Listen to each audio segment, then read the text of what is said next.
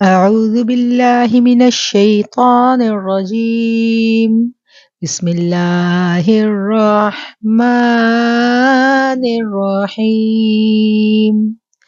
وقالت طائفة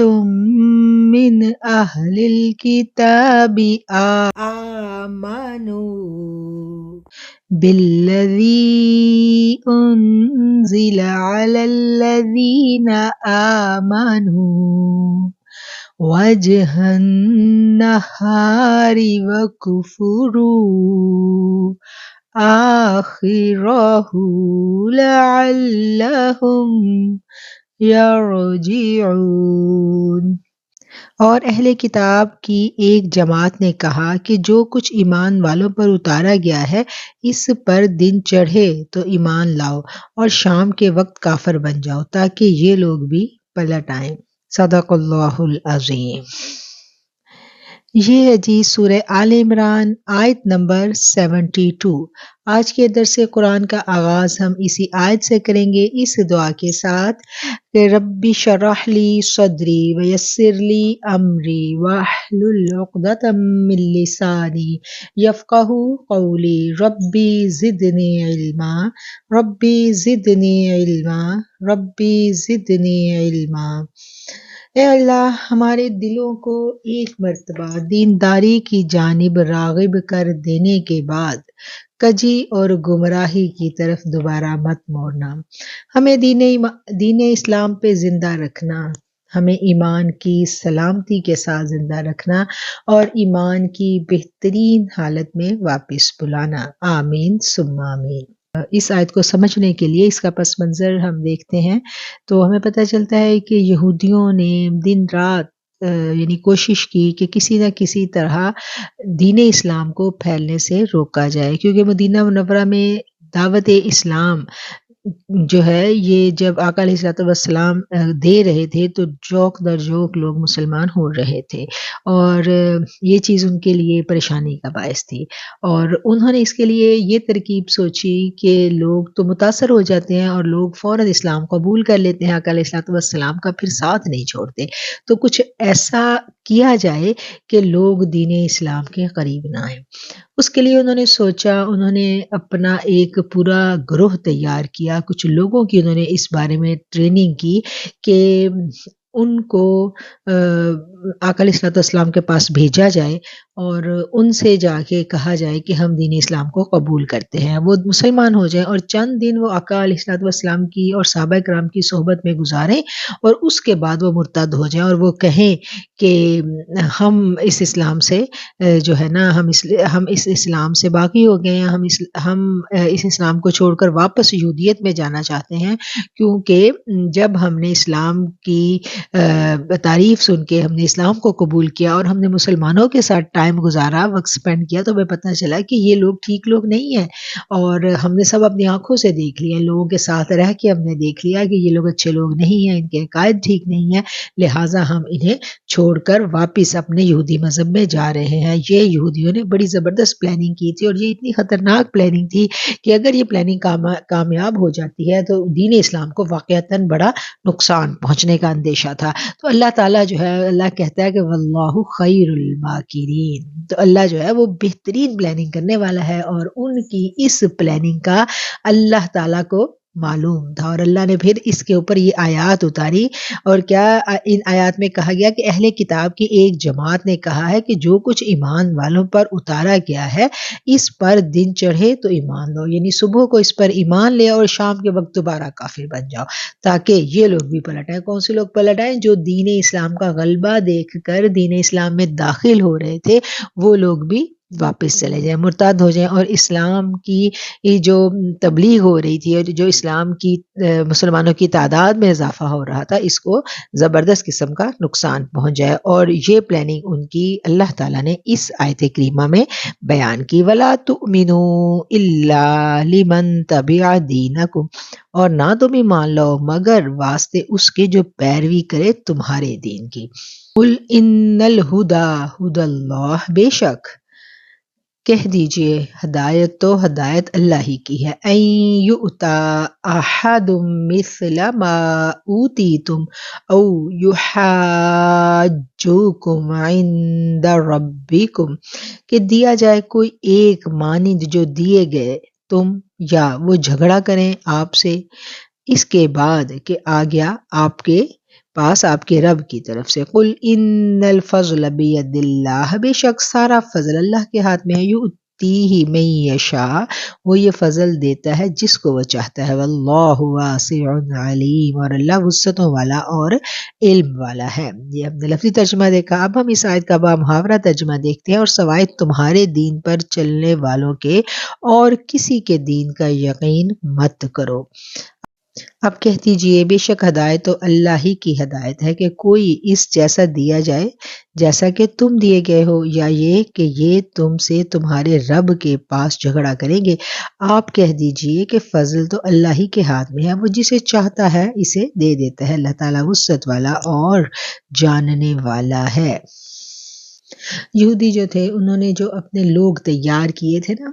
اس مقصد کے لیے، ان کو وہ 3 باتیں جو ہیں اس کی تعلیم دیتے تھے۔ پہلی بات کیا تھی کہ وہ ان اپنے چیلوں کو یہ بات ذہن نشین کراتے تھے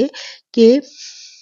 اپنے دین کے ماننے والوں کے بغیر کسی اور دوسرے کی بات مت ماننا، یعنی سب سے پہلے وہ ان کو اپنے دین پر پکا کرتے تھے۔ دوسری بات یہ ہے کہ جن انعامات خداوندی سے تمہیں سرفراز کیا گیا ہے وہ کسی دوسری قوم کو نہیں دیے گئے۔ یہ بات بھی ہم سب جانتے ہیں کہ یہودیوں کے اوپر اللہ تعالیٰ نے جب کرم کیا تھا تو بہت کرم کیا تھا، اور اسی جو ان کے اوپر کرم کیا گیا تھا، ان کے اوپر آسمانوں سے من و سلوہ اتارا گیا، وہ اللہ کی بڑی لاڈلی قوم تھی، تو ان کے اوپر اتنی نوازشیں کی گئیں، تو یہ بات انہیں بڑا تکبر میں مبتلا کرتی تھی۔ وہ اپنے آپ کو بہت اعلیٰ اور عرفہ سمجھتے تھے، اپنے آپ کو بڑا ذہین و فطین سمجھتے تھے۔ ان کا یہ خیال تھا کہ چونکہ ہم نے آسمان سے اترا ہوا کھانا کھایا ہے، اس لیے ہمارے اندر جو جینز ہیں وہ باقی لوگوں جیسی نہیں ہیں، مطلب کہ وہ ہم جیسے ہیں ایسے باقی لوگ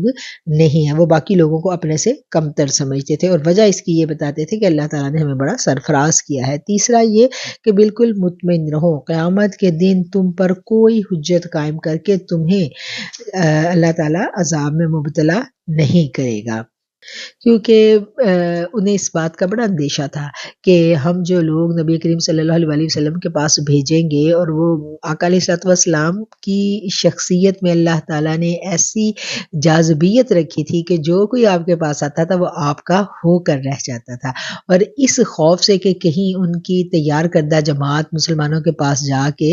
اپنا ہی ایمان نہ کھو دے، تو انہوں نے کیا کیا کہ ان کی تربیت کے اوپر انہوں نے پہلے بڑا فوکس کیا، ان کو بڑا سمجھایا بجھایا کہ تمہیں نہ تو آخرت میں اللہ کوئی عذاب دے گا کیونکہ تم اللہ کی بڑی چہیتی قوم ہو، اور تم باقی لوگوں سے ممتاز ہو، اور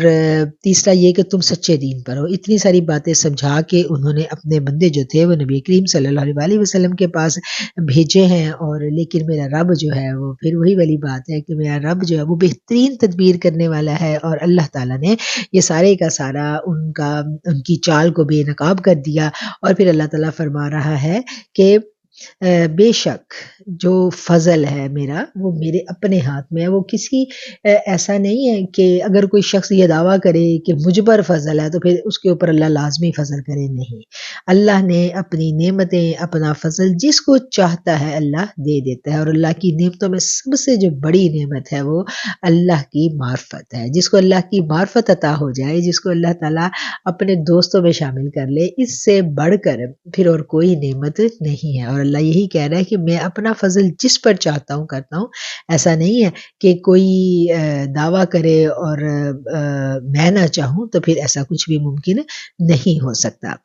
ان الہدی ھدی اللہ، بے شک ہدایت جو ہے وہ اللہ ہی کے ہاتھ میں ہے، پاس ہے۔ ان یؤتی احد مثل ما اوتیتم او یحاجوکم عند ربکم، کوئی اس جیسا دیا جائے جیسا تم دیے گئے ہو، یا یہ کہ تم سے تمہارے رب کے پاس جھگڑا کریں گے۔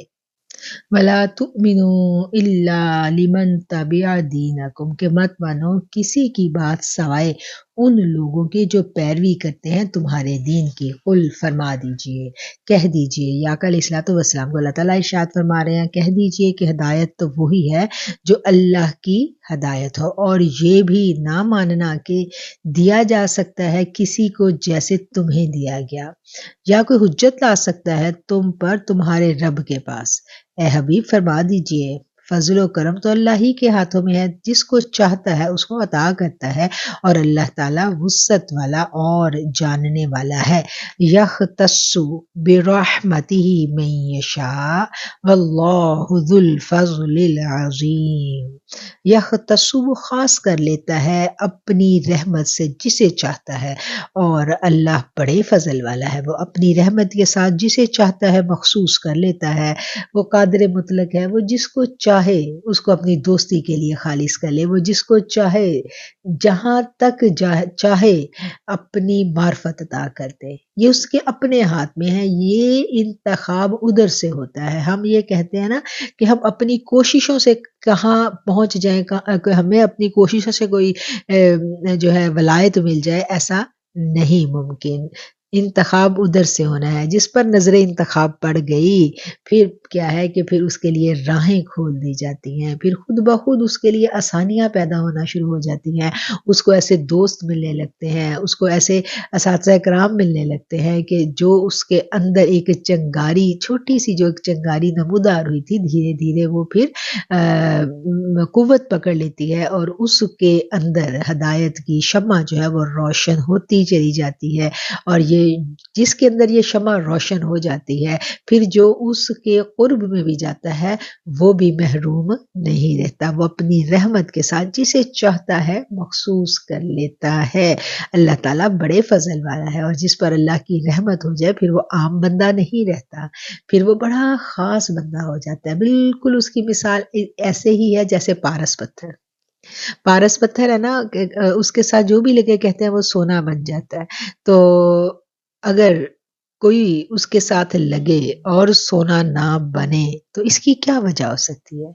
اس کی وجہ یہ ہوتی ہے کہ درمیان میں کچھ نہ کچھ ہے۔ بالکل اسی طرح جو اللہ کے اولیاء کرام ہیں، ان کے ساتھ جو جڑ گیا، جو لگ گیا، تو وہ ضرور وہ پھر فیضیاب ہوتا ہے، اور اگر وہ پھر بھی فیضیاب نہیں ہو رہا تو اس کی کیا وجہ ہے؟ اس کی وجہ ہوتی ہے کہ درمیان میں کہیں نہ کوئی، کہیں ایک باریک سا پردہ حائل ہوتا ہے۔ وہ پردہ بدگمانی کا بھی ہو سکتا ہے، وہ پردہ نفاق کا بھی ہو سکتا ہے، وہ پردہ جو ہے وہ وسوسے کا بھی ہو سکتا ہے، کہ کوئی نہ کوئی ایسا وسوسہ ہے جو آپ کو تنگ کر رہا ہے اس اللہ کے ولی کے بارے میں کہ یہ بندہ ٹھیک نہیں ہے۔ آپ کو اس کی باتیں ساری بڑی ٹھیک لگ رہی ہیں، لیکن شیطان اندر ایک وسوسہ ڈال دیتا ہے، ٹھیک ہے نا۔ شیطان جب کیلے کا چھلکا ڈال دیتا ہے نا تو پھر آپ بچ نہیں سکتے، تو پھر آپ کو کیا ہے، پھر اللہ ہی کی رحمت ہے کہ جو آپ کو بچائے۔ تو جو اللہ جس کو چاہے اللہ اپنی رحمت کے لیے مخصوص کر لے، اور جو مخصوص کر لیا جاتا ہے پھر اللہ اس کو اپنا نام دے دیتا ہے، پھر وہ دنیا میں اللہ والوں کے نام سے مشہور ہو جاتا ہے، اور جس کو اللہ اپنی دوستی دے دے، اپنا نام عطا کر دے، تو پھر وہ بھی مخلوق کو فیضیاب کیے بنا نہیں رہتا، پھر اس کا فیض جو ہے وہ بٹنے لگتا ہے۔ وَمِنْ أَهْلِ الْكِتَابِ مَنْ إِنْ تَأْمَنْهُ بِقِنْطَارٍ يُؤَدِّهِ إِلَيْكَ وَمِنْهُمْ مَنْ إِنْ تَأْمَنْهُ بِدِينَارٍ لَا يُؤَدِّهِ إِلَيْكَ إِلَّا مَا دُمْتَ عَلَيْهِ قَائِمًا۔ بعض اہل کتاب تو ایسے ہیں کہ اگر آپ انہیں خزانے کا امین بنا دیں تو وہ آپ کو واپس کر دیں، اور ان میں سے بعض ایسے بھی ہیں کہ اگر آپ انہیں 1 دینار بھی امانتاً دے دیں تو وہ ادا نہ کریں۔ ذالک بِأَنَّهُمْ، یہ اس سبب سے ہے کہ بے شک قالوا، وہ کہتے ہیں، لیس علینا، نہیں ہے ہم پر، فی الامیین السبیل، ان امیوں کے لیے، ان ان پڑھوں کے لیے کوئی راستہ۔ وَیَقُولُونَ، اور وہ کہتے ہیں، عَلَى اللَّهِ الْکَذِبَ وَهُمْ یَعْلَمُونَ،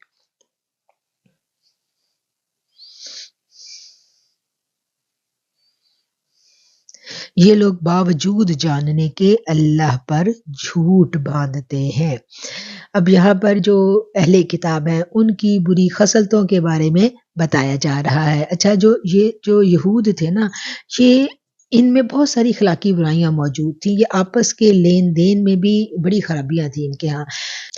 جب یہ آپس کا لین دین کرتے تو کیا کرتے کہ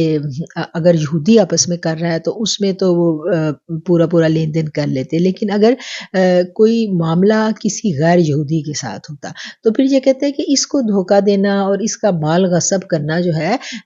اس کا ہمیں کوئی گناہ نہیں ہے۔ یعنی آپس کے رولز اینڈ ریگولیشنز، اخلاقیات کے حوالے سے ان کے ہاں اور تھے، اور غیر یہودیوں کے ساتھ ان کے جو رولز تھے وہ اور تھے۔ حالانکہ اس بات کو ہمیں ہمیشہ یاد رکھنا ہے، اور ہمارے آقا علیہ الصلوۃ والسلام نے یہ بات ہمیں بہت اچھے سے سمجھا دی ہے کہ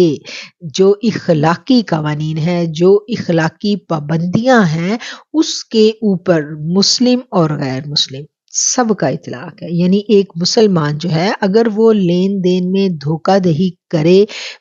غیر مسلم کے ساتھ، اور اگر وہ دھوکہ دہی کرے اپنے مسلمان بہن بھائی کے ساتھ، تو اس کو سیم گناہ ہے، سیم پکڑ ہے اس کو، کیونکہ مخلوق ساری خدا کی ہے، ساری رب کی مخلوق ہے۔ یہ مومن کافر جو ہے یہ ہمارا مسئلہ ہے۔ ہم اللہ کی کسی مخلوق کو ناحق قتل نہیں کر سکتے، ہم اللہ کی کسی مخلوق کو خواہ وہ کسی مذہب سے ہو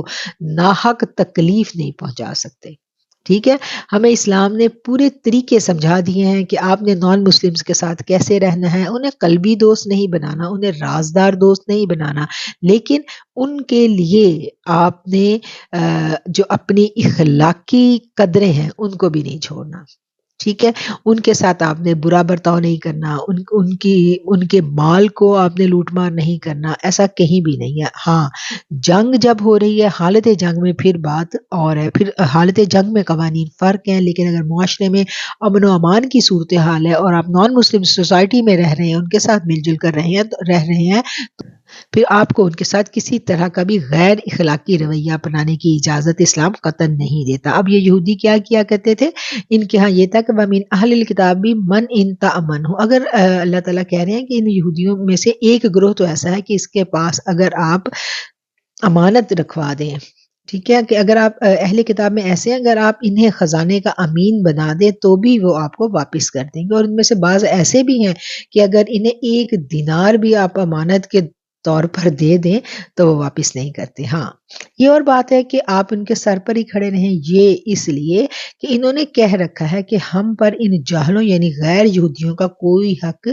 نہیں ہے۔ یہ لوگ باوجود جاننے کے اللہ پر جھوٹ باندھتے ہیں۔ اچھا، ان کو پتا تھا کہ اللہ تعالیٰ کے قوانین جو ہیں انسانیت کے لیے برابر ہیں، لیکن جاننے کے باوجود وہ کیا کرتے تھے، وہ اللہ پر جھوٹ باندھتے تھے۔ بلا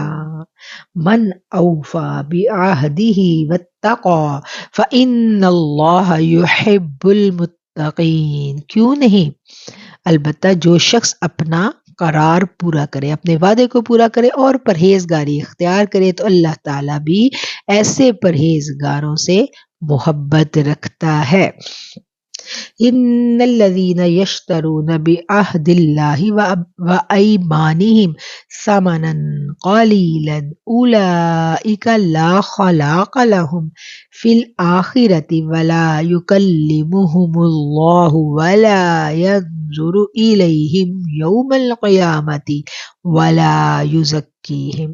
ولهم عذاب علیم، بے شک جو لوگ اللہ تعالیٰ کے عہد اور اپنی قسموں کو تھوڑی قیمت پر بیچ ڈالتے ہیں، ان کے لیے آخرت میں کوئی حصہ نہیں۔ اللہ تعالیٰ نہ تو ان سے بات کرے گا اور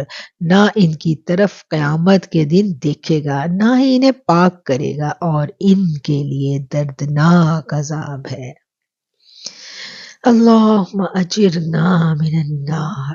آمین ثم آمین۔ ہر انسان جب مذہب کو قبول کرتا ہے تو اپنے مذہب کی جتنے بھی اصول اور قوانین ہیں اس کی پاسداری کا وہ عہد کرتا ہے۔ جو اللہ تعالیٰ نے اس کو احکامات دیے، اب ان احکامات کی پاسداری کرنا اس کے لیے لازم ہے۔ یہ اس نے جب مذہب کو قبول کیا، جب اس نے کلمہ پڑھا تو یہ سب اس کے اوپر لازم ہو گیا۔ اب جب آپ دین کا علم حاصل کرتے ہیں اور جو مسند پر بیٹھتے ہیں، مفتیان اکرام ہیں، جن علماء اکرام ہیں جن کے پاس لوگ آتے ہیں اپنے مسائل کا حل پوچھنے، لوگ عالم کے پاس جائیں گے، لوگ مفتی کے پاس جائیں گے، لوگ قاضی کے پاس جائیں گے اپنے فیصلے کروانے کے لیے، اپنے مسائل کا حل پوچھنے کے لیے، تو وہ کیا کرتے ہیں کہ وہ ان سے تھوڑا سا پیسہ لے کے ان کی پسند کے فتوے ان کو دے دیتے ہیں۔ یہ فتوے کل بھی بکا کرتے تھے، یہ فتوے آج بھی بکتے ہیں۔ اسی کو کہا جاتا ہے کہ اللہ کے ساتھ کیے گئے عہد کو تھوڑی قیمت پر بیچ دینا، وَأَيْمَانِهِمْ، اور اپنی قسموں کو، ٹھیک ہے۔ تو یہاں پر وہی بات اللہ تعالیٰ بیان کر رہے ہیں کہ بے شک جو لوگ اللہ تعالیٰ کے عہد اور اپنی قسموں کو تھوڑی قیمت پر بیچ ڈالتے ہیں، وہ جتنی بھی قیمت لے لیں لیکن اس قیمت کی کوئی حیثیت نہیں ہے اللہ کے ہاں، وہ معمولی قیمت ہے، کیونکہ یہ بہت بڑا عہد ہے جس کی پاسداری ہم نے کرنی ہے۔ اللہ کو،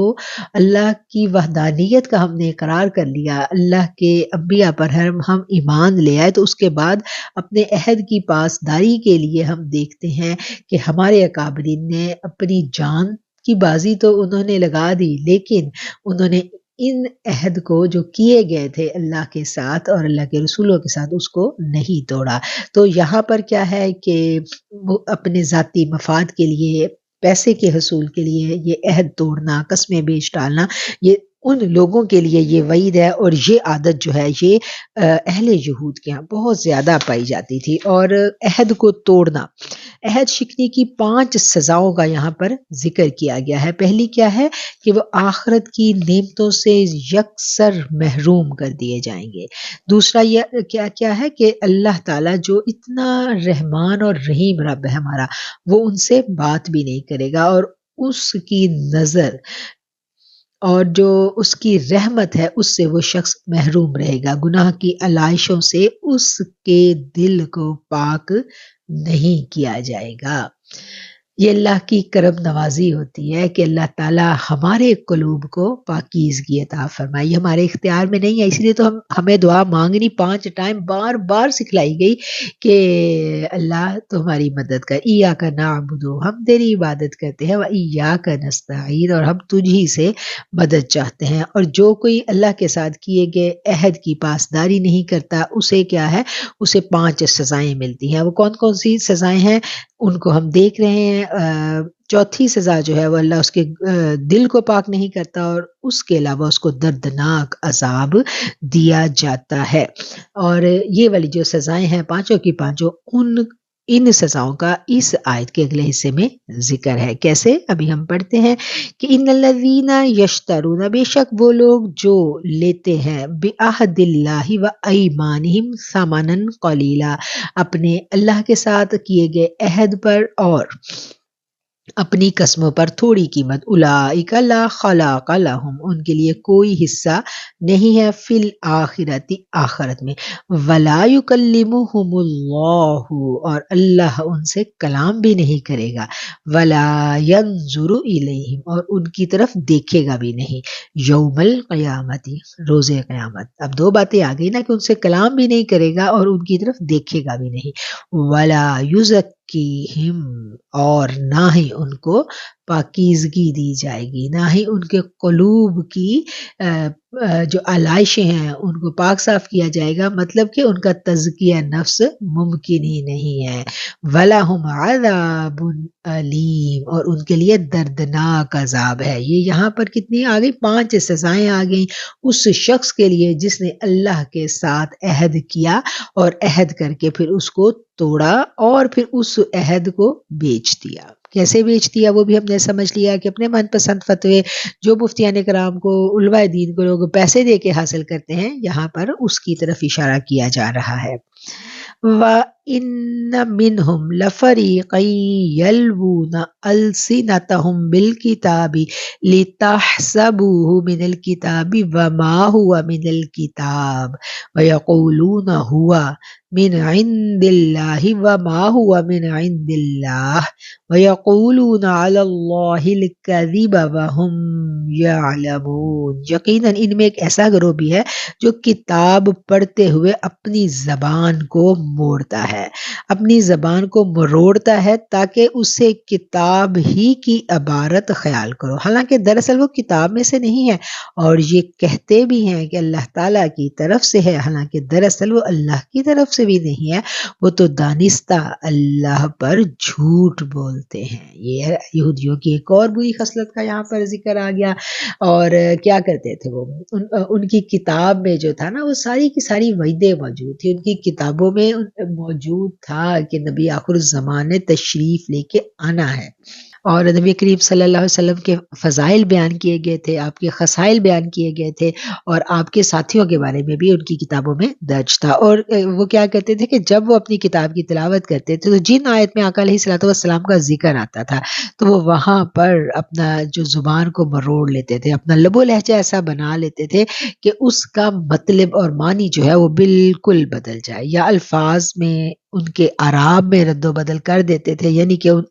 ان آیات کی، ان احکامات کی اصل شکل بگاڑ کر، تروڑ مروڑ کر پیش کرتے تھے تاکہ ان کے معنی اور مفہوم بدل جائیں۔ یہاں پر ان کی اس بری خصلت کا جو ہے وہ ذکر کیا گیا ہے، حالانکہ دراصل وہ کتاب میں سے نہیں، اور یہ کہتے ہیں کہ اللہ تعالیٰ کی طرف سے ہے، حالانکہ دراصل وہ اللہ تعالیٰ کی طرف سے نہیں، وہ تو اللہ پر جھوٹ باندھتے ہیں۔ یعنی وہ کیا کہتے تھے کہ اس کو بدل کے مفہوم ہی بدل دیتے تھے اور غلط مطالب نکالتے تھے، جس کی یہاں پر اللہ تعالیٰ نے بالکل کھول کر وضاحت کر دی۔ ما کان لبشر ان یؤتیہ اللہ الکتاب والحکم والنبوۃ ثم یقول للناس کونوا عبادا لی من دون اللہ وَلَكِنْ كُونُوا رَبَّانِيِّينَ بِمَا كُنْتُمْ تُعَلِّمُونَ الْكِتَابَ وَبِمَا كُنْتُمْ تَدْرُسُونَ۔ کسی ایسے انسان کو جسے اللہ تعالیٰ کتاب و حکمت اور نبوت دے، یہ لائق نہیں کہ پھر بھی وہ لوگوں سے کہے کہ تم اللہ تعالیٰ کو چھوڑ کر میرے بندے بن جاؤ، بلکہ وہ تو کہے گا تم سب رب کے ہو جاؤ، تمہارے کتاب سکھانے کے باعث، تمہارے کتاب پڑھنے کے سبب۔ ما کان لبشر ان یؤتیہ اللہ، نہیں ہے مناسب کسی بھی انسان کے لیے کہ جب اس کو عطا فرما دے اللہ تعالیٰ کتاب، والحکم والنبوۃ، یعنی اگر کسی انسان کو اللہ تعالیٰ نے اپنی کتاب بھی دے دی، اس کو حکومت بھی دے دی، اور اس کو نبوت سے بھی سرفراز کر دیا، کتنی ساری نعمتیں کسی انسان کو اللہ تعالیٰ نے دے دی، اور اس کے بعد اگر وہ یوں کہنے لگے کہ تم میرے بندے بن جاؤ اللہ کو چھوڑ کر، وَلَكِنْ كُونُوا رَبَّانِيِّينَ، اور بن جاؤ اللہ والے، اس لیے تم دوسروں کو تعلیم دیتے رہتے تھے کتاب کی، باوجہ اس کے کہ تم خود بھی اسے پڑھتے تھے۔ ما کان لبشر ان یؤتیہ اللہ، کسی ایسے انسان کو جسے اللہ تعالیٰ کتاب، حکمت، یؤتیہ اللہ الکتاب، ایسے انسان کو جسے اللہ تعالیٰ کتاب دے دے، والحکمہ، اور حکومت دے دے، اور نبوت بھی دے دے، یہ ساری کی ساری نوازشیں اللہ تعالیٰ نے ان پر کی تھی نا، سارا کچھ ان کو دے دے، اور اس کے بعد پھر بھی وہ لوگوں سے یہ کہے کہ تم اللہ کو چھوڑ کر میرے بندے بن جاؤ۔ عطا سب اللہ نے کیا ہے، اور اب وہ کیا کر رہا ہے کہ وہ اپنی ذات کے الجھاؤں میں الجھا رہا ہے۔ اگر ہم دیکھیں تو آج ہمیں بھی اپنے ارد گرد ایسے بہت سارے لوگ ملتے ہیں کہ کتاب بھی اللہ کی، احکامات بھی اللہ کے، دین بھی اللہ کا، ٹھیک ہے، اور یہ سب کچھ اللہ کا، اور اسی کتاب اور اسی دین کو پکڑ کر، اسی کتاب اور اسی دین کا علم حاصل کر کے، اسی رسول سے تعلیمات پانے کے بعد بھی لوگ گمراہ ہو جاتے ہیں، اور اپنے نفس کے پیچھے لگ کے کیا کہتے ہیں کہ آج بھی لوگ ہمیں کہتے نظر آتے ہیں نا، بہت سارے ہمیں ایسے فرقے ملتے ہیں اپنے ارد گرد، بہت سارے لوگ کہتے ہیں کہ جو اپنے نام نہاد پیروں کے، اپنے نام نہاد جو ہیں اساتذہ کرام کے، اس قدر وہ سخت فالوور ہو جاتے ہیں کہ ان کو اللہ اور رسول اور کتاب سب پیچھے، اور وہ کہتے ہیں بس جو بھی ہے میرے لیے تو میرا یہی سب کچھ ہے۔ ایسا نہیں ہے۔ دنیا میں جتنے بھی اللہ کے دوست آئے، انہوں نے کبھی اپنی ذات کو سامنے نہیں رکھا۔ ہاں، مخلوق ان سے بے حد محبت کرتی تھی، لیکن وہ خود کبھی بھی مخلوق کو گمراہ نہیں کرتے تھے. انہوں نے ہم بڑے سے بڑے آپ دیکھ لیں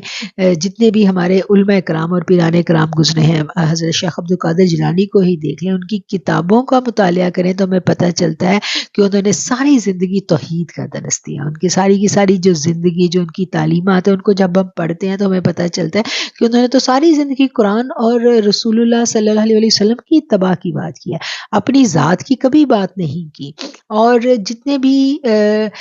علماء حق ہیں وہ ہمیشہ اپنے طالب علموں کو اللہ سے جوڑتے ہیں، اللہ کی کتاب سے جوڑتے ہیں، اللہ کے رسول صلی اللہ علیہ وسلم سے جوڑتے ہیں. اپنی ذات سے کوئی نہیں الجھاتا، اور جو الجھاتا ہے وہ پھر گمراہی کی جانب لے جاتا ہے. سب کچھ چھوڑ کے کسی فرد کو اپنا سب کچھ مان لینا اور کتاب اور اللہ اور رسول صلی اللہ علیہ وسلم کی تعلیمات کو پس پشت ڈال دینا، یہ صریحاً گمراہی ہے، یہ حق کا رستہ نہیں ہے. یہ آج بھی ہوتا تھا، یہ پرانے وقتوں میں بھی ہوتا تھا، اور اس وقت جو ہوتا تھا اس کی یہاں منظر کشی کی گئی کہ یہ کسی انسان جسے اللہ تعالی کتاب، حکومت اور نبوت عطا کرے یہ لائق نہیں ہے کہ پھر بھی وہ لوگوں سے یہ کہے کہ تم اللہ کو چھوڑ کر میرے بندے بن جاؤ، کہ میں نے کہہ دیا کہ بس یہ کرو. نہیں، جہاں میں آ گئی وہاں سے پھر حق رخصت ہو جاتا ہے. ایسا نہیں ہے. ہم نے ابھی پیچھے پڑھا ہے نا کہ حضرت عیسیٰ علیہ السلام بھی جب وہ پرندے کو پھونک مارتے تھے نا تو یہ نہیں کہتے تھے کہ تو اڑ جا، تو زندہ ہو جا. کسی مردے کو زندہ کرنا تو یہ نہیں کہتے تھے کہ میں نے کہا ہے زندہ ہو جا. نہیں، وہ لوگ کہتے تھے بھی اذن اللہ، اللہ کے حکم سے. تمام جو انبیاء کرام ہیں ان کی تعلیمات میں ہمیں کیا ملتا ہے کہ وہ اللہ سے جوڑتے ہیں، وہ اللہ سے جوڑتے ہیں، اور تمام اللہ والے اللہ سے جوڑتے ہیں. اور اگر کوئی اپنی ذات سے جوڑے تو اس کو اس آیت کو اچھی طرح سمجھ لینا چاہیے کہ اللہ کیا کہہ رہا ہے، کہ پھر بھی وہ لوگوں سے کہے کہ تم اللہ کو چھوڑ کر میرے بندے بن جاؤ، بلکہ وہ تو کہے گا تم سب رب کے ہو جاؤ، تمہارے کتاب سکھانے کے باعث اور تمہارے کتاب کو پڑھنے کے سبب، کیونکہ تمہارے پاس آسمانی صحیفے موجود ہے جس کے معنی اور مطالب سے تم خوب واقف ہو. تم خود بھی اسے پڑھتے ہو، دوسروں کو بھی اس کا درس دیتے ہو، اور اگر تم خود اس سے ہدایت حاصل نہ کر سکو اور توحید خالص کی نعمت سے محروم رہ گئے ہو تو پھر اس درس و تدریس کا کوئی فائدہ نہیں ہے. اب کیا ہے کہ درس و تدریس کا جو مقصد ہے، جو اس کا اصل، جو اس کی روح ہے، وہ کیا ہے کہ رب کے بندوں کو رب سے جوڑ دینا. ایک مدرس کی حقیقی ذمہ داری یہی ہوتی ہے کہ وہ رب کے بندوں کو رب سے جوڑ دیتا ہے. اور آقا علیہ الصلوۃ والسلام نے بھی ساری زندگی یہی کیا کہ اللہ کے بندوں کو اللہ سے جوڑا. اور یہی جو ہر مذہب جو ہے اس کی جو تعلیمات کی روح ہے وہ یہی ہے. اگر کوئی کسی بھی مذہب کے علماء اپنی ذات کے الجھاؤ میں لے کر کے چلتے ہیں تو پھر وہ حق سے ہٹ جاتے ہیں، جس کا اس آیت میں یہاں اللہ تعالیٰ نے بڑے وضاحت کے ساتھ جو ہے وہ اعلان کر دیا. وَلَا يَأْمُرَكُمْ أَن تَتَّخِذُوا الْمَلَائِكَةَ وَالنَّبِيِّينَ أَرْبَابًا يَأْمُرُكُمْ بِالْكُفْرِ بَعْدَ إِذْ أَنْتُمْ مُسْلِمُونَ. اور یہ نہیں ہو سکتا کہ وہ تمہیں فرشتوں اور نبیوں کو رب بنا لینے کا حکم کرے. کیا وہ تمہارے مسلمان ہونے کے بعد بھی تمہیں کفر کا حکم دے گا؟ اب کتنی خوبصورتی سے اللہ تعالیٰ اس بات کو بیان کر رہے ہیں کہ ایسا ممکن نہیں ہے کہ تمہیں کوئی یہ کہے کہ فرشتے رب ہیں یا نبیوں کو رب بنا لو. ایسا نہیں ہے. کیا وہ تمہارے مسلمان ہونے کے بعد بھی تمہیں کفر کا حکم دے گا؟ جب اسلام قبول کر لیا تو اسلام کیا کہتا ہے؟ اسلام تو یہ کہتا ہے نا، حضرت ابراہیم کی ہم دعا پڑھتے ہیں، وما انا من المشرکین انی وجہت وجہی للذی فطر السماوات والارض حنیفا وما انا من المشرکین. یہ دعا ہے نا ان کی جو ہم ہر نماز سے پہلے پڑھتے ہیں. نماز سے پہلے جب ہم نیت کریں تو ہمیں یہ آیت جو ہے یہ پڑھنی چاہیے. یہ آیت ہمیں جب ہم پڑھتے ہیں یہ آیت نماز کی نیت کے لیے تو اس کا ترجمہ آپ دیکھیں کتنا خوبصورت ترجمہ ہے، اور ہمیں بتایا گیا ہے کہ ہم اللہ کی طرف یکسو ہو گئے اور صرف تمام بادشاہی اللہ کے لیے ہے. ہر ہماری عبادت صرف اللہ کے لیے، ہمارا معبود صرف اللہ ہے. یہی تعلیمات رہی ہیں ہر زمانے کے ہر نبی کی. وَإِذْ أَخَذَ اللَّهُ مِيثَاقَ النَّبِيِّينَ لَمَا آتَيْتُكُم مِّن كِتَابٍ وَحِكْمَةٍ ثُمَّ جَاءَكُمْ رَسُولٌ مُصَدِّقٌ لِّمَا مَعَكُمْ لَتُؤْمِنُنَّ بِهِ وَلَتَنصُرُنَّهُ۔ جب اللہ تعالیٰ نے نبیوں سے عہد لیا کہ جو کچھ میں تمہیں کتاب و حکمت دوں گا، تمہارے پاس وہ رسول آئے جو تمہارے پاس کی چیزوں کو سچ بتلائے، تو تمہارے لیے اس پر ایمان لانا ہے۔ وَلَتَنصُرُنَّهُ، اور اس کی مدد کرنا لازم ہے۔ قَالَ أَأَقْرَرْتُمْ وَأَخَذْتُكُمْ عَلَىٰ ذَٰلِكُمْ إِصْرِي، فرمایا تم اس کے اقراری ہو اور اس پر میرا ذمہ لے رہے ہو۔ قَالُوا أَقْرَرْنَا، انہوں نے کہا ہم نے اقرار کیا۔ قَالَ، فرمایا فَاشْهَدُوا، پس گواہ نہ ہو۔ وَأَنَا مَعَكُم مِّنَ الشَّاهِدِينَ، اور میں تمہارے ساتھ میں گواہوں میں سے ہوں۔ جب اللہ تعالیٰ نے نبیوں سے عہد لیا کہ جو کچھ میں نے تمہیں کتاب و حکمت دوں، پھر تمہارے پاس وہ رسول آئے جو تمہارے پاس کی چیزوں کو سچ بتلائے، تو تمہارے لیے اس پر ایمان لانا لازم ہے اور اس کی مدد کرنا ضروری ہے۔ فرمایا تم اس کے اقراری ہو اور اس پر میرا ذمہ لے رہے ہو۔ سب نے کہا ہمیں اقرار ہے۔ فرمایا تو اب گواہ رہو اور خود بھی میں بھی تمہارے ساتھ گواہوں میں ہوں۔ حضرت سیدنا علی رضی اللہ تعالیٰ عنہ اور ابن عباس رضی اللہ تعالیٰ عنہ سے مروی ہے کہ اللہ تعالیٰ نے ہر نبی سے یہ پختہ وعدہ لیا تھا کہ اگر اس کی موجودگی میں محمد صلی اللہ علیہ وآلہ وسلم تشریف فرما ہوں تو اس نبی پر لازم ہے کہ وہ حضور صلی اللہ علیہ وآلہ وسلم کی رسالت پر ایمان لے آئے، آپ کی امت میں شمولیت کا شرف حاصل کرے اور ہر طرح حضور صلی اللہ علیہ وآلہ وسلم کے دین کی تائید و نصرت کرے۔ تمام انبیاء کرام نے یہی عہد اپنی امتوں سے لیا تھا، یعنی نبی کریم صلی اللہ علیہ وسلم کی تشریف آوری سے پہلے جتنے نبی تشریف لائے اس دنیا میں، اللہ تعالیٰ نے ان تمام انبیاء کرام سے یہ عہد لیا تھا اور انہیں یہ کہا تھا کہ اگر پہلے تو ان کو بتایا جاتا تھا نا کہ آپ کے بعد نبی آخر الزمان تشریف لائیں گے، اور اس کے بعد پہلے ان کو خبر دی جاتی تھی، پھر ان سے پختہ عہد لیا جاتا تھا کہ اگر آپ کی حیات میں وہ نبی آ گئے تو پھر آپ نے ان پر ایمان لے کر کے آنا ہے، نہ صرف ایمان لانا ہے، وَلَا تَنصُرُنَّهُ، بلکہ ان کی مدد بھی کرنی ہے۔ تو پھر کیا تھا کہ وہ تمام نبی جو تھے وہ اس بات کا اقرار کرتے تھے، اور پھر اللہ تعالیٰ کہتا ہے کہ میں ان تمام نبیوں نے جو اقرار کیا میں اس کی وَأَنَا مَعَكُم مِّنَ الشَّاهِدِينَ، فرمایا تو اب گواہ رہو اور خود میں بھی تمہارے گواہوں میں ہوں، یعنی پھر اللہ خود اس بات کی گواہی دیتا ہے۔ فمن تولا، تو جو کوئی منہ موڑ جائے، بعد ذالک، اس کے بعد، فاولئک هم الفاسقون، تو وہ یقیناً فاسق ہیں۔ بس اس کے بعد جو پلٹ جائیں، منہ موڑ جائیں، تو وہ یقیناً پورے نافرمان ہیں۔ افغیر دین اللہ یبغون ولہ اسلم من فی السماوات والارض طوعا وکرہا والیہ یرجعون، کیا وہ اللہ تعالیٰ کے دین کے سوا اور دین کی تلاش میں ہیں، حالانکہ تمام آسمانوں والے اور سب زمین والے اللہ ہی کے فرما بردار ہیں، خوشی سے ہوں یا ناخوشی سے سب اسی کی طرف لوٹائے جائیں گے۔ سب کس کے فرما بردار ہیں؟ اللہ کے دین کے فرما بردار ہیں، اور چاہے وہ خوشی سے فرما برداری کرے یا ناخوشی سے، انہوں نے اللہ ہی کی جانب لوٹائے جانا ہے۔ قل، کہہ دیجئے، آمنا باللہ، ہم ایمان لے آئے اللہ پر، وما انزل علینا، اور جو نازل کیا گیا ہم پر، وما انزل، اور جو نازل کیا گیا علی ابراہیم و اسماعیل و اسحاق و یعقوب والاسباط، اور جو نازل کیا گیا ابراہیم علیہ السلام، اسماعیل علیہ السلام، اسحاق علیہ السلام اور یعقوب علیہ السلام اور اسباطی اور ان کی اولادوں،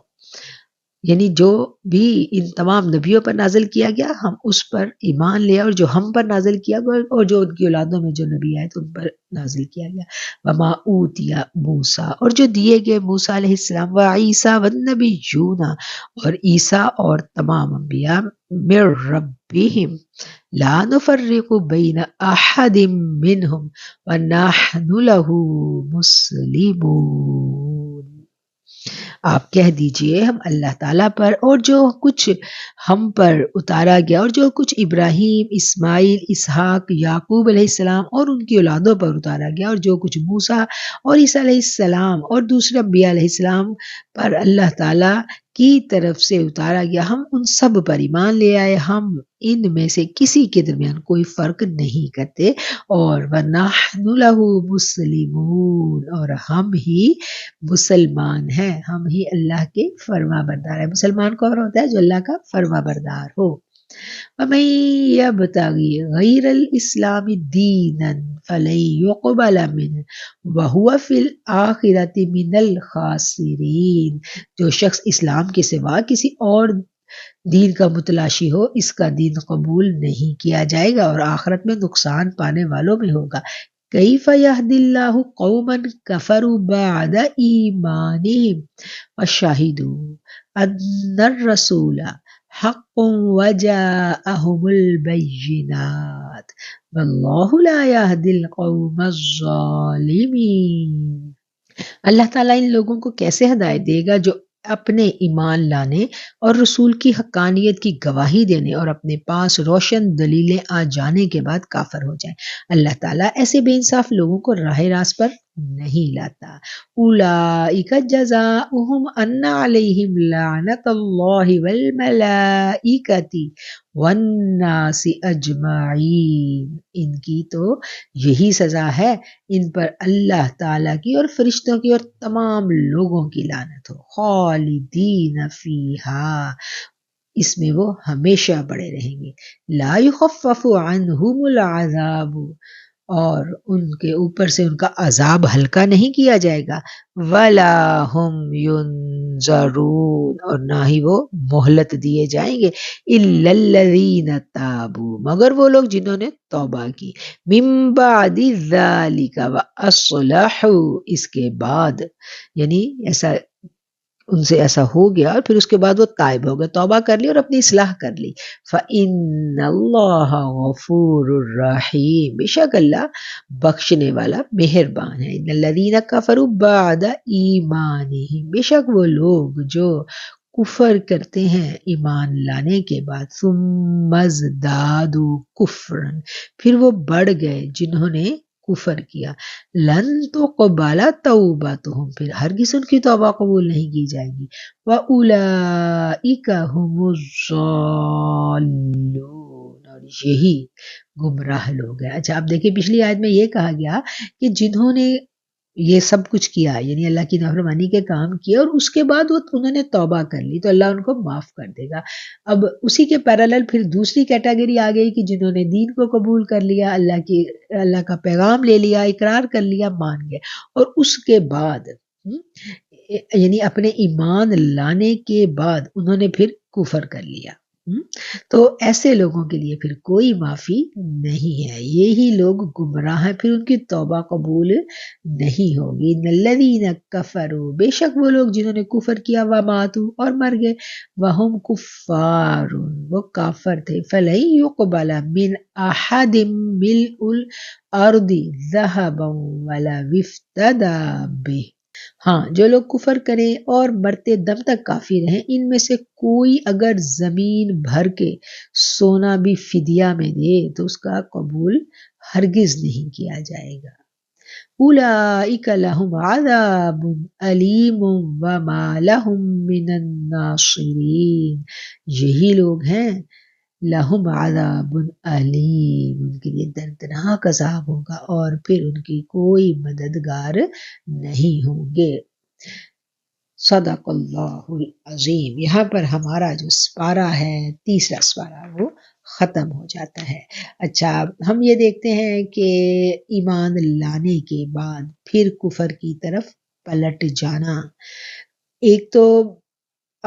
پہلے تو آپ نے وہ کیٹیگری جو ہے وہ پڑھی کہ جنہوں نے پہلے جتنے بھی گناہ کر لیے، لیکن جب وہ ایمان لے آئے تو پھر وہ یکسو ہو گئے، پھر وہ فرما بردار ہو گئے اور پھر وہ کبھی واپس نہیں پلٹے، ان کے لیے تو بڑے اجر ہیں، ان کے تو سارے کے سارے گناہ جو ہے وہ معاف ہو جاتے ہیں، بلکہ معاف ہونے کے ساتھ اللہ ان کی برائیوں کو، ان کی سیئات کو ان کی حسنات میں بھی بدل دیتے ہیں۔ اب دوسری کیٹیگری وہ آ گئی کہ اسلام قبول کر لیا، دین کو سمجھ لیا، یا جو یہودی تھے انہوں نے اپنے مذہب کو جان لیا، پڑھ لیا کتاب میں، سب کچھ پڑھ لیا، پھر ان کی اپنی نفس پرستی جو ہے وہ آڑے آ جاتی ہے، اور پھر وہ کیا کرتے ہیں کہ پھر وہ جو حرکتیں انہوں نے کی وہ ساری اللہ تعالیٰ نے قرآن میں کھول کے بیان کرتی ہے کہ وہ کیا کچھ کرتے تھے۔ حق سچ کی آیات کو توڑ موڑ کر پیش کرتے تھے، زبان کو الٹا سیدھا کر لیتے تھے، اعراب کو بدل دیتے تھے، اور کبھی معنی اور مطالب کو بدل دیتے تھے۔ یہ سب کچھ وہ کرتے تھے، اور آج بھی یہ سب کچھ امت مسلمہ میں ہو رہا ہے، ہم سب دیکھ رہے ہیں، یہ سب کچھ ہو رہا ہے۔ دین جو ہے ضروری نہیں ہے کہ ہر دین کا نام لینے والا ہدایت پر ہو۔ اتنا سینسٹیو معاملہ ہے، یہ اتنا نازک معاملہ ہے، کیونکہ یہ ہماری جو بالکل کیا کہنا چاہیے ایمان کا معاملہ ہے، اور اسی پر ہمارے ایمان کا انحصار ہے کہ ہمارا عقیدہ درست ہونا چاہیے۔ ایسا نہ ہو کہ ہم زیادہ کی چکروں میں، زیادہ عقلی دلائل کے چکروں میں، زیادہ سے زیادہ علم حاصل کرنے کے چکروں میں اپنے ایمان سے ہاتھ دھو بیٹھے۔ علم کو ضرور ہم نے حاصل کرنا ہے، دل و جان سے حاصل کرنا ہے، لیکن ساتھ کے ساتھ اللہ سے دعائیں کرتے رہنا ہے، عاجزی کے ساتھ، انکساری کے ساتھ، کہ اے اللہ تو ہمارے دلوں کو ایک مرتبہ دینداری کی جانب راغب کر دینے کے بعد کچی اور گمراہی کی جانب دوبارہ مت موڑنا، کیونکہ ابتدا تو بڑی اچھی ہو جاتی ہے نا، سٹارٹ میں تو سب کچھ بہت اچھا لگتا ہے، پھر کیا ہے کہ جب سب کچھ بہت اچھا جا رہا ہوتا ہے تو پھر شیطان سیکٹر میں اپنی انٹری ڈال دیتا ہے، اور اس نے کیا کرنا ہوتا ہے، وسوسے ڈالنے ہیں، بدگمانیاں ڈالنی ہیں، اور ریا ڈال دینی ہے، تکبر ڈال دینا ہے، پھر جو کمائی ہوتی ہے ایسے برباد ہوتی ہے، ایسے برباد ہوتی ہے کہ ہمیں پتہ بھی نہیں چلتا۔ اور اللہ تعالیٰ جو ہے ہمارا، ہم سب کے ایمان کا حامی و ناصر ہو، آمین ثم آمین۔ اب جتنا ہم نے آج پڑھا ان آیات کا ترجمہ جو ہے ایک مرتبہ پھر با محاورہ جو ہے وہ ریوائز کر لیتے ہیں۔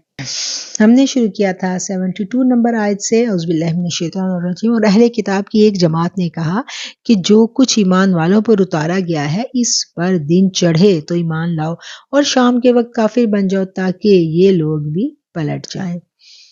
اور سوائے تمہارے دین پر چلنے والوں کے اور کسی کا یقین نہ کرو۔ آپ فرما دیجئے کہ بے شک ہدایت تو اللہ ہی کی ہدایت ہے، اور یہ بھی کہتے ہیں اس بات کا بھی یقین نہ کرو کہ کوئی اس جیسا دیا جائے گا جیسا تم دیے گے، یا یہ کہ یہ تم سے تمہارے رب کے پاس جھگڑا کریں گے۔ آپ کہہ دیجئے فضل تو اللہ ہی کے ہاتھ میں ہے، وہ جسے چاہے اسے دے، اللہ تعالیٰ وسعت والا اور جاننے والا ہے۔ یختص برحمتہ من یشاء، اس آیت کو ہمیں ازبر کر لینا ہے، ازبر کر لینا ہے، یہ ہمیں ہمیشہ یاد رکھنا ہے کہ جو اللہ کی رحمت ہے، جو اس کا فضل ہے، وہ اللہ نے اپنے ہاتھ میں رکھا ہوا ہے، اور اگر ہم یہ چاہتے ہیں کہ اللہ کا فضل ہم پر ہو جائے تو ہم اللہ کے حضور اپنی فرما برداری کو بڑھا دیں، اور ان لوگوں کی صحبت اختیار کر لیں جنہیں دیکھ کے ہمیں رب کی یاد آ جائے۔ وہ اپنی رحمت کے ساتھ جسے چاہتا ہے خالص کر لیتا ہے، مخصوص کر لیتا ہے، اور اللہ تعالیٰ بڑے فضل والا ہے۔ بعض اہل کتاب تو ایسے ہیں کہ اگر انہیں خزانے کا امین آپ بنا دیں تو بھی وہ آپ کو واپس کر دیں گے، اور ان میں سے بعض ایسے ہیں کہ اگر آپ انہیں 1 دینار بھی امانت کے طور پر دیں تو وہ واپس نہیں کریں گے۔ ہاں، یہ اور بات ہے کہ ان کے سر پر ہی آپ کھڑے رہیں، یہ اس لیے کہ انہوں نے کہہ رکھا ہے کہ ہم پر ان جاہلوں یعنی غیر یہودیوں کے حق کا کوئی گناہ نہیں ہے۔ یہ لوگ باوجود جاننے کے اللہ تعالیٰ پر جھوٹ باندھتے ہیں، کیوں نہیں؟ البتہ جو شخص اپنا قرار پورا کرے اور پرہیزگاری اختیار کرے، اللہ تعالیٰ ایسے پرہیزگاروں سے محبت رکھتا ہے۔ بے شک جو لوگ اللہ کے عہد اور اپنی قسموں کو تھوڑی قیمت پر بیچ ڈالتے ہیں، ان کے لیے آخرت میں کوئی حصہ نہیں ہے۔ اللہ تعالیٰ نہ تو ان سے بات چیت کرے گا، نہ ہی ان کی جانب قیامت کے دن دیکھے گا، نہ انہیں پاک کرے گا، ان کے لیے دردناک عذاب ہے۔ یقیناً ان میں ایک ایسا گروہ بھی ہے جو کتاب پڑھتے ہوئے اپنی زبان مروڑتا ہے تاکہ تم اسے کتاب ہی